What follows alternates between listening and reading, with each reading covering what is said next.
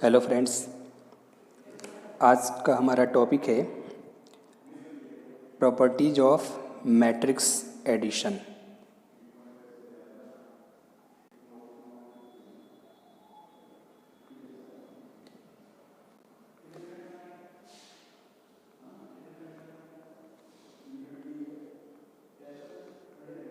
Addition यानी अवयवों के योग के गुणधर्म।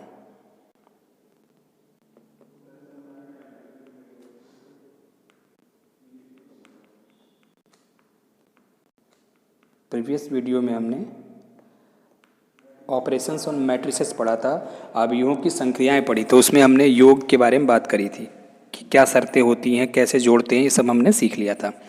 अब आज हम लोग बात करेंगे कि अवयवों के योग के गुणधर्म क्या हैं, यानी उनके कौन कौन से नियमों का वो पालन करते हैं।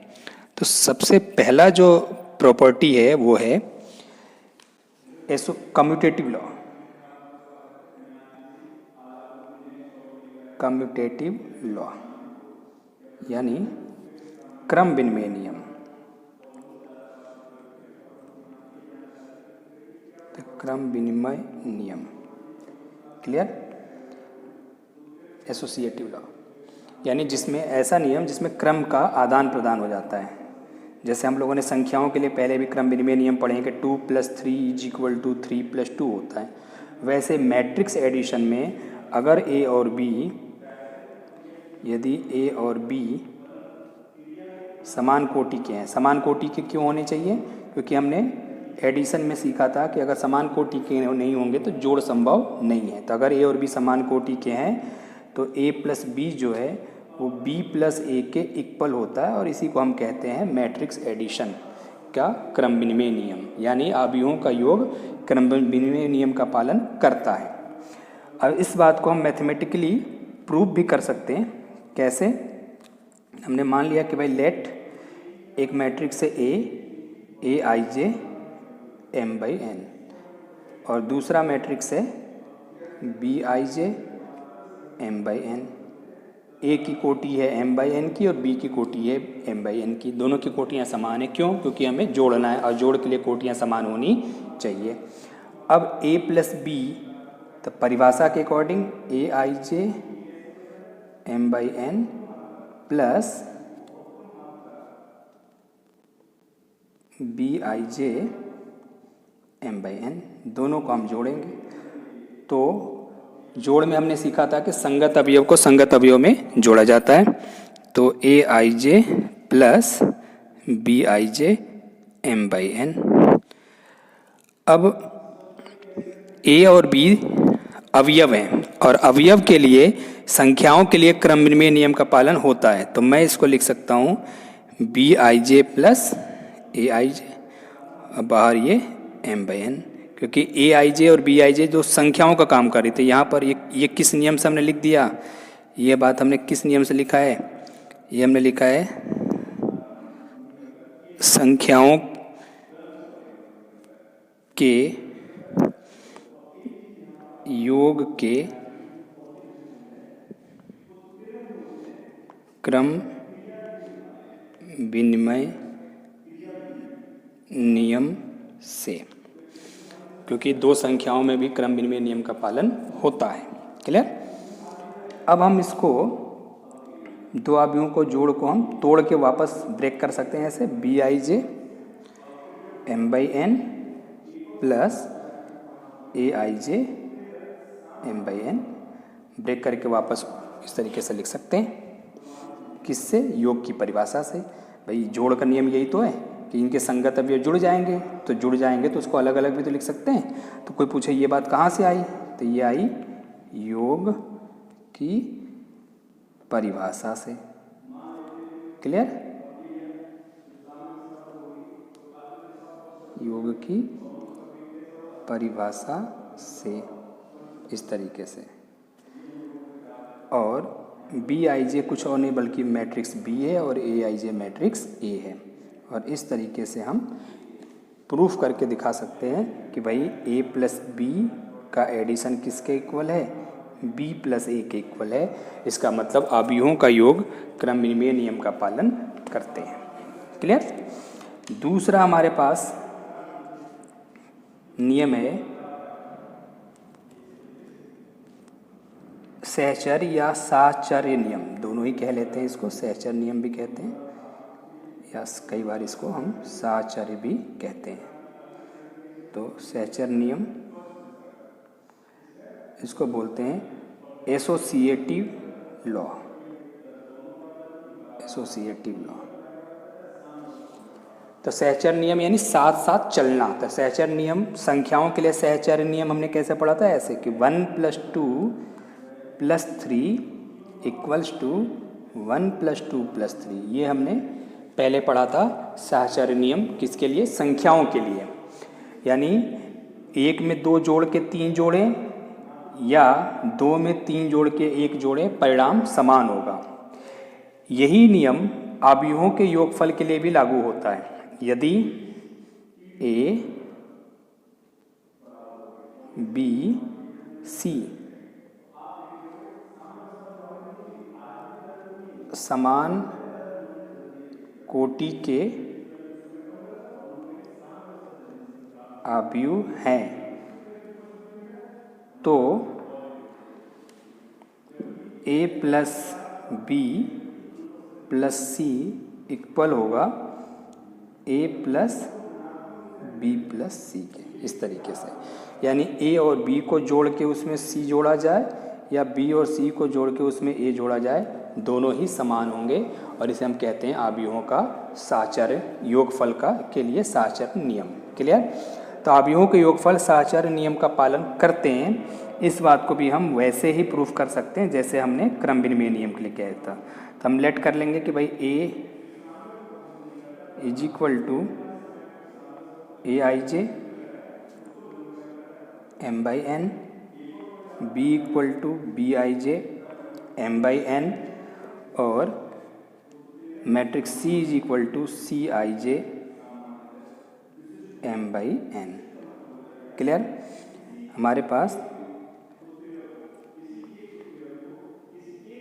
3 मैट्रिक्स हैं A, B और C, तीनों की ही कोटियां समान है क्योंकि योगफल के लिए कोटियां समान होनी चाहिए। अब सपोज हमने A + B + C व्यंजक को ले लिया, तो Aij m/n plus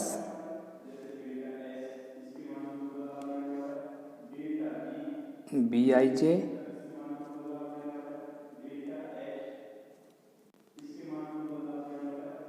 m/n bracket में हो जाएगा प्लस Cij m/n।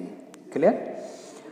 अब हमें मालूम है कि पहले ब्रैकेट सॉल्व करेंगे तो दो अवयवों का जोड़ कैसे करते हैं, संगत अवयव में संगत अवयव जुड़ जाता है। तो Aij प्लस Bij और ये बाहर आ जाएगा m/n प्लस Cij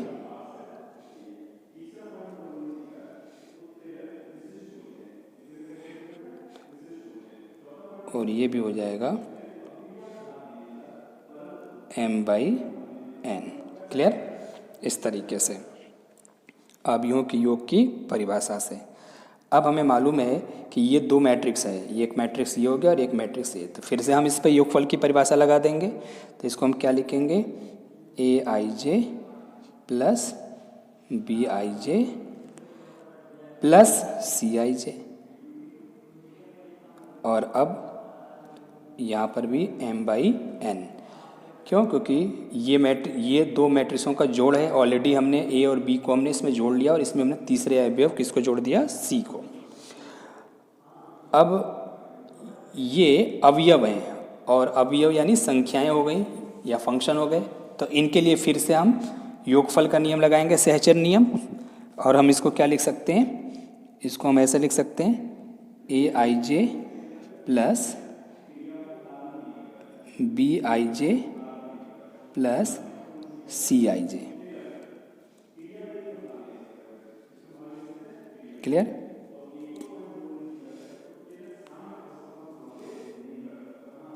और इसके बाहर ऐसा m/n बी और सी को हमने एक साथ ले लिया। क्यों? क्योंकि संख्याओं के लिए हम जानते हैं कि भाई संख्याओं के लिए हमें पहले से मालूम है कि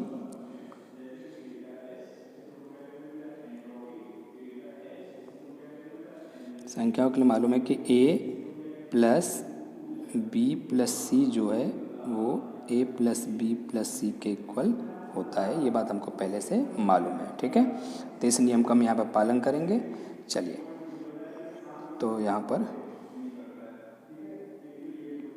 चलिए अप्लाई करते हैं। तो देखिए, हमने पहले ए और बी एक साथ थे और सी अलग था। हमने सहचर नियम लगाया संख्याओं का, तो बी और सी एक साथ हो गए और ए अलग हो गया। अब इसको हम आव्यूह के जोड़ की परिभाषा से इसको ब्रेक करके अलग लिख सकते हैं। ये हो जाएगा A I J M by N plus B I J plus C I J, और ये हो जाएगा एम बाई एन। क्लियर? ये एक साथ है। अब इसको हम मैट्रिक्स ए लिख सकते हैं और इसको हम बी प्लस सी लिख सकते हैं। और इस तरीके से आपने देखा कि सहचर नियम को हम यहाँ पर प्रूफ कर सकते हैं इस तरीके से, और ये बता सकते हैं कि अवयवों का योगफल सहचर नियम का पालन करते हैं। क्लियर? चलिए, नेक्स्ट हमारी थर्ड प्रॉपर्टी है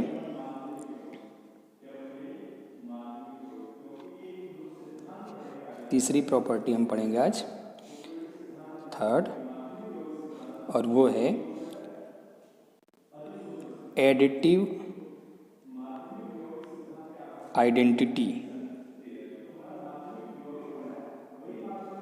जिसको हम हिंदी में बोलते हैं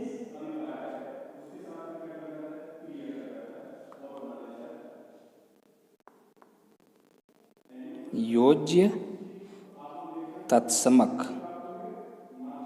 आइडेंटिटी को हम तत्समक कहते हैं, फंक्शन चैप्टर में भी हमने पढ़ा है तत्समक अवयव, और एडिटिव यानी योज्य। तो योज्य तत्समक, योज्य तत्समक हमने संख्याओं के लिए अपने प्रीवियस क्लासेस में पढ़ी है। जैसे 2 plus 0 is equal to 2, -3 plus 0 is equal to -3। तो 0 के जोड़ने से योगफल पर कोई फर्क नहीं पड़ता, और शून्य जो है, शून्य वो संख्याओं के योग के लिए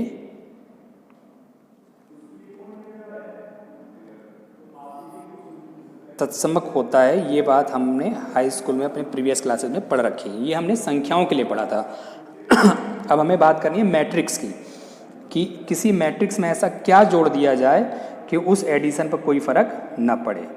तो जैसे मान लीजिए हमारे पास एक मैट्रिक्स है ए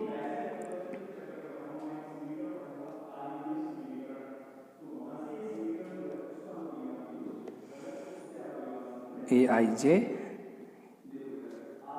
एम बाई एन, और हमने एक नल मैट्रिक्स ले लिया।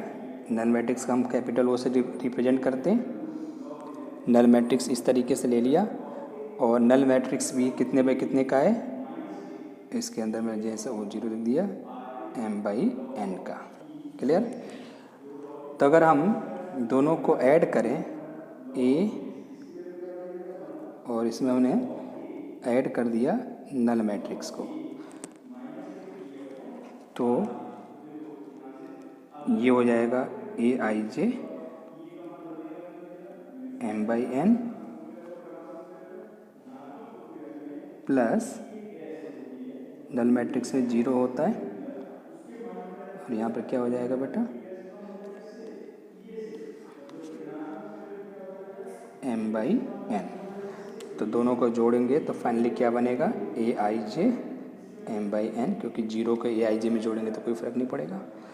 और हम इसी बात को नल मैट्रिक्स प्लस ए भी लिख सकते हैं, क्योंकि नल मैट्रिक्स में भी ए को जोड़ें तो कोई फर्क नहीं पड़ता। और ये फाइनली लौट के किसके इक्वल आएगा, ए के इक्वल आएगा। और इस प्रकार से हम कहेंगे कि जो नल मैट्रिक्स है, यानी जो शून्य आव्यूह है,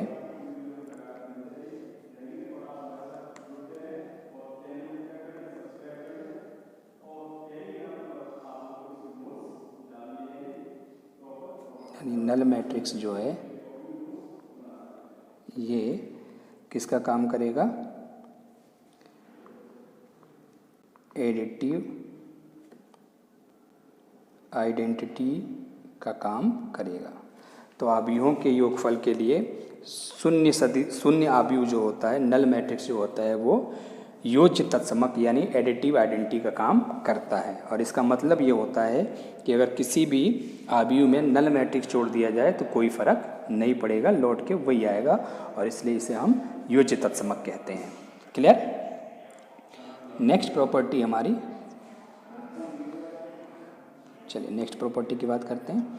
प्रॉपर्टी वो है एडिटिव इन्वर्स यानी कि प्रतिलोम। प्रतिलोम के बारे में भी हमने पढ़ा है। तो नेक्स्ट प्रॉपर्टी हमारी है फोर्थ, एडिटिव इन्वर्स। क्लियर? यानी योज्य प्रतिलोम। ठीक है, योज्य प्रतिलोम। योज्य प्रतिलोम जैसे हमने संख्याओं के लिए पढ़ा है कि भाई 3 में अगर हम -3 को ऐड कर दिया जाए तो 0 बनता है, और इसी प्रकार से अगर -3 में 3 को ऐड करें तो भी 0 बनता है।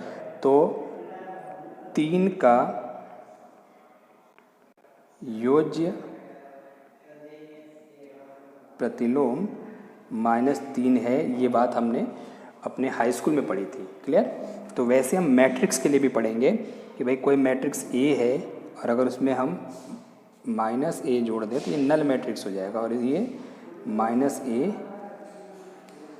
+ a के इक्वल भी होगा। तो इसको जोड़ेंगे तो भी नल मैट्रिक्स और इसको जोड़ेंगे तो भी नल मैट्रिक्स। क्लियर? और इस तरीके से हम कहेंगे कि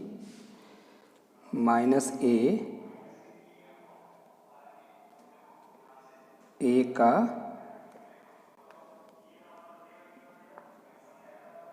योज्य प्रतिलोम है। आ रही बात समझ में? इस तरीके से तो योज्य प्रतिलोम के परिभाषा क्लियर हो गई।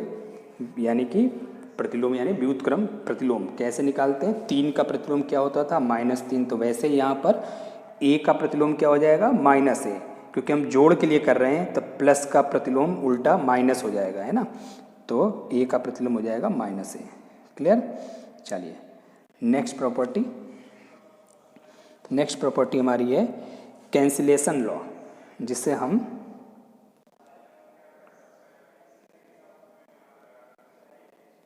फिफ्थ प्रॉपर्टी हमारी, जिसे हम हिंदी में निरसन नियम भी कहते हैं। निरसन नियम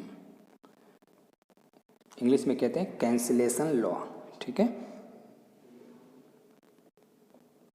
कैंसिलेशन लॉ।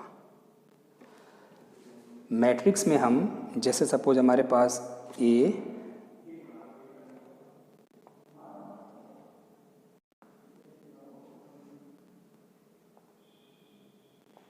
प्लस B बराबर A प्लस C है, तो यहाँ से ये मालूम है कि B बराबर C होगा। मगर हम यहाँ पर ऐसे काट नहीं सकते कि ऐसे ऐसे काट दिया है। यहाँ पर संख्याओं में तो हम इसको काट लेते थे कि भाई 3 + 2 = यहाँ पर लिखा हुआ है मान लीजिए 3 + 4, तो 3 से 3 हम कैंसिल कर सकते थे। मगर मैट्रिक्स केस में ऐसा नहीं लिखते हैं हम। A + B बराबर अगर A + C लिखा हुआ है तो इसको हम बोलेंगे कि B बराबर C है, मगर किस नियम से है? तो कैंसिलेशन लॉ से है, यानी निरसन नियम से है। आ रही बात समझ में? ये निरसन नियम से ऐसा हुआ, और चूँकि A लेफ्ट साइड में है तो इसको बायां निरसन नियम कहेंगे। बायां, लेफ्ट। और अगर राइट साइड से काटेंगे, suppose B + A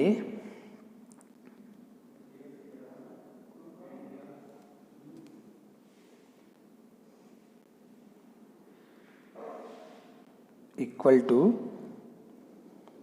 C + A लिखा है, तो यहाँ पर ये ए से एक कैंसिल होगा और इसको बोलेंगे दायां निरसन नियम, राइट कैंसिलेशन लॉ। क्लियर? दायां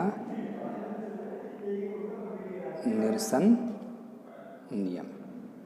क्लियर? तो इस तरीके से कैंसिलेशन लॉ दो पार्ट में डिवाइड होता है, एक लेफ्ट और एक राइट। लेफ्ट कैंसिलेशन लॉ यानी बायां निरसन नियम और राइट कैंसिलेशन लॉ यानी दायां निरसन नियम। तो हम अपने कैलकुलेशन में अपने सब क्वेश्चंस के दौरान हम कभी भी ऐसा a plus B is equal to A plus C लिखा हुआ मिलेगा, हम यहाँ से लिखा करेंगे b बराबर c, मगर आगे लिखेंगे बाई लेफ्ट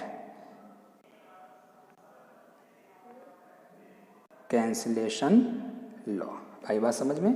इस तरीके से हम लिखा करेंगे। ठीक? और अगर कहीं मिल गया मान लीजिए b प्लस